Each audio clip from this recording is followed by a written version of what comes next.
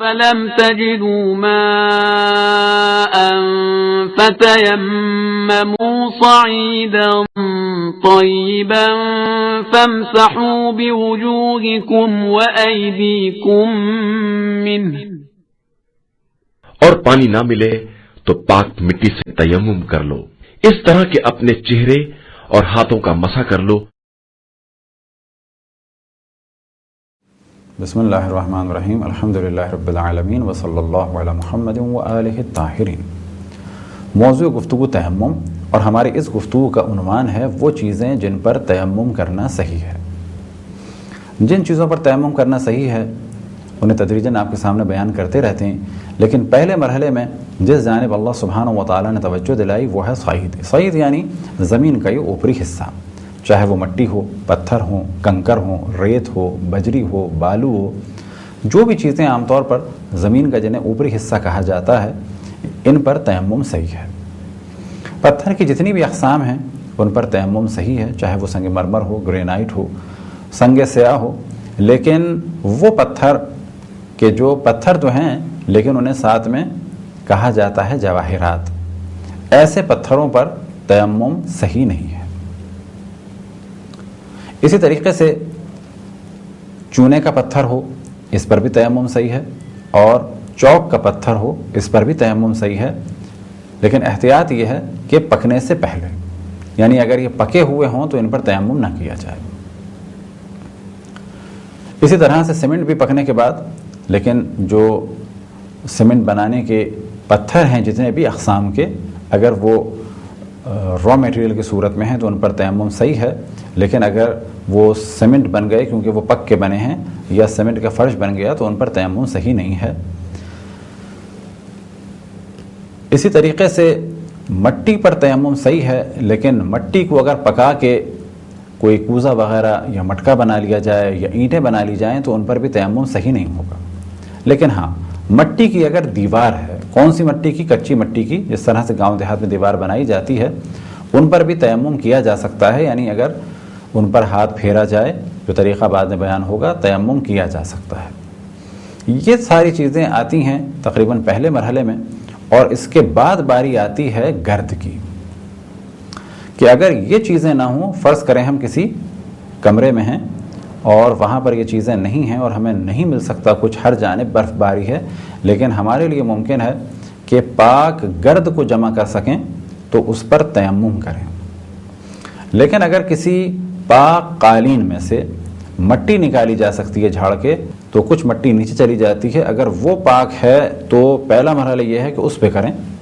لیکن اگر وہ نہیں ہے تو جو مٹی قالین کے اوپر آ گئی ہے یعنی گرد، اس پر تیمم کریں. اور اگر یہ بھی نہیں ہے تو پھر باری آتی ہے گیلی مٹی کی، یعنی اگر کہیں گیلی مٹی ہو، فرض کریں بارش کے بعد مٹی گیلی ہے تو ہم اس پر تیمم کریں گے. لیکن گیلی مٹی کی باری سب سے آخر میں آئے گی. سب سے پہلے مرحلے میں وہی چیزیں ہیں کہ جن کی جانب ہم نے توجہ دلائی. اب یہ توجہ رہے کہ شرط ہے کہ یہ چیزیں پاک ہوں، اسی طریقے سے مباح ہوں. مٹی کے بارے میں ایک توجہ رہے کہ جب کچھ لوگ بجری یا بالو یا مٹی کہیں سے اٹھانا چاہتے ہیں تو بغیر اجازت اٹھا لیتے ہیں، یہ کام صحیح نہیں ہے. اسی طریقے سے بعض دفعہ دیکھنے میں آیا ہے کہ بجری کی اجازت لیتے ہیں کسی مزدور سے. تو یہ جان لینا چاہیے کہ مٹی کے مالک سے اجازت لینی ہے، نہ کہ مزدور یا ٹھیکیدار سے. ٹھیکیدار کی اجازت دو صورتوں میں صحیح ہو سکتی ہے. ایک صورت تو یہ ہے کہ ٹھیکیدار کو مالک نے اجازت دی ہو کہ تم ان چیزوں کو کسی کو دے بھی سکتے ہو تھوڑی بہت مقدار میں،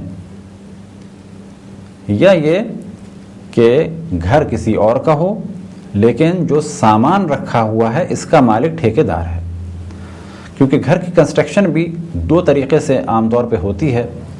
ان میں سے ایک طریقہ یہ ہے کہ سامان ہمارا ہے اور ٹھیکیدار کام کی ٹھیکیداری کر رہا ہے، یعنی وہ کام کروا رہا ہے.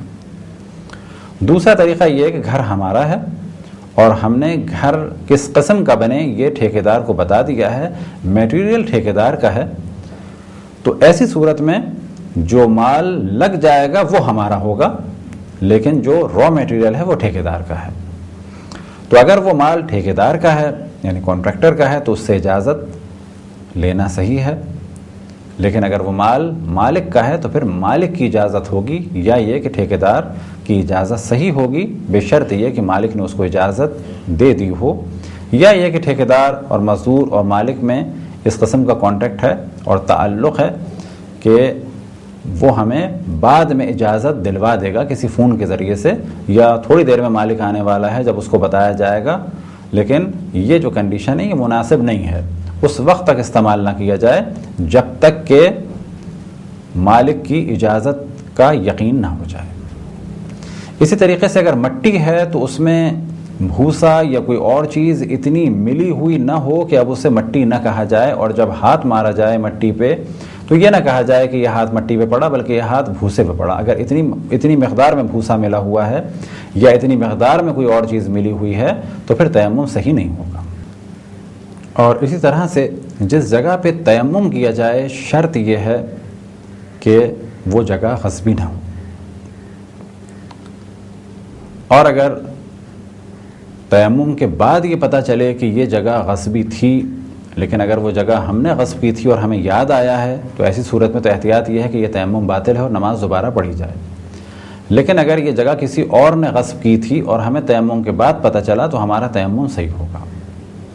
لیکن اگر ہم کسی غصبی جگہ میں قید ہیں، فرض کریں کہ یہ گھر کہ جس جگہ پر ہم قید ہیں یہ غصبی گھر ہے لیکن ہم یہاں قید ہیں، تو ایسی صورت میں ہماری نماز اور غسل اور وضو یہاں پر صحیح ہوگا۔ لیکن اگر ہمارا اختیار ہے کسی اور جگہ جا سکیں، مثال کے طور پہ ہم کہیں قید ہیں، یہ جگہ غصبی ہے لیکن ہم دوسرے کمرے تک یا دوسرے فلیٹ تک جا سکتے ہیں، قید ہیں دو فلیٹس کے درمیان محاصرے میں ہیں، تو جو غصبی جگہ ہے وہاں پر ان کاموں کو انجام نہیں دیں گے بلکہ ہم نماز اور غسل اور وضو کے لیے جائیں گے اس جگہ پہ کہ جو غصبی نہ ہو۔ لیکن اگر ایسی جگہ قید ہیں کہ جہاں سے ہم نکل بھی نہیں سکتے تو ایسی صورت میں غسل و وضو اور تیمم صحیح ہوگا، گو کہ اگر بعد میں امکان ہو اور آسانی کے ساتھ ان کو دوبارہ ادا کیا جا سکے تو بہتر ہے۔ اب ایک خاص موضوع کی جانب توجہ دلائیں کہ باورچی خانے میں جو سلیب ہو یا جو گھروں میں سل استعمال ہوتا ہے اس پر بھی تیمم ہو سکتا ہے بشرط یہ کہ وہ پاک ہوں،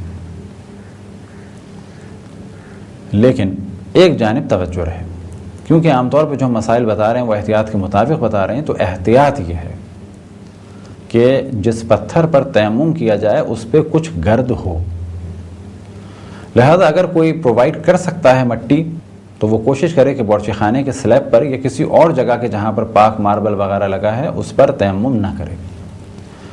لیکن اگر مجبوری ہو کوئی اور چیز نہ ہو تو اس پہ صحیح ہوگا، لیکن احتیاط یہ ہے کہ اس پہ نہ کیا جائے جب تک کہ اس پہ گرد نہ ہو۔ لہذا کچھ مراجع فرماتے ہیں کہ بہتر ہے کہ اس پہ گرد ہو، لیکن بعض مراجع فرماتے ہیں کہ بنا پر احتیاط واجب پتھر کے جس پر تیمم کیا جائے اس پر گرد ہونی چاہیے، بس احتیاط کی راہ یہ ہے کہ جس پتھر پر ہم تیمم کریں اس پر گرد ہو۔ مکروہ ہے تیمم کرنا کسی گڑھے والی جگہ سے اور روڈ کے آس پاس جو مٹی ہے گو کہ پاک ہو، لیکن اگر پاک ہے تیمم ہو جائے گا لیکن مکروہ ہے۔ اسی طرح سے سیم اور تھور والی جو زمین ہے کہ جو عام طور پہ نمکین ہوتی ہے اس پر بھی تیمم کرنا مکروہ ہے، لیکن اگر نمک اتنا زیادہ ہو کہ جو اوپر آ چکا ہو اور جب ہاتھ اس پہ مارا جائے تو وہ ہاتھ نمک پہ لگ رہا ہو تو اس صورت میں تو تیمم صحیح نہیں ہوگا۔ یہ تھے مختصر سے مسائل ان چیزوں کے بارے میں کہ جن پر تیمم صحیح ہے۔ خداوند تبارک و تعالیٰ سے دعا ہے کہ بحق محمد و آل محمد ہمیں اپنے رسول اپنی حجتوں خصوصاً امام زمان علیہ الصلوۃ والسلام کی معرفت اور اطاعت کی توفیق عطا فرمائے۔ وصلی اللہ علی محمد و آلہ الطاہرین۔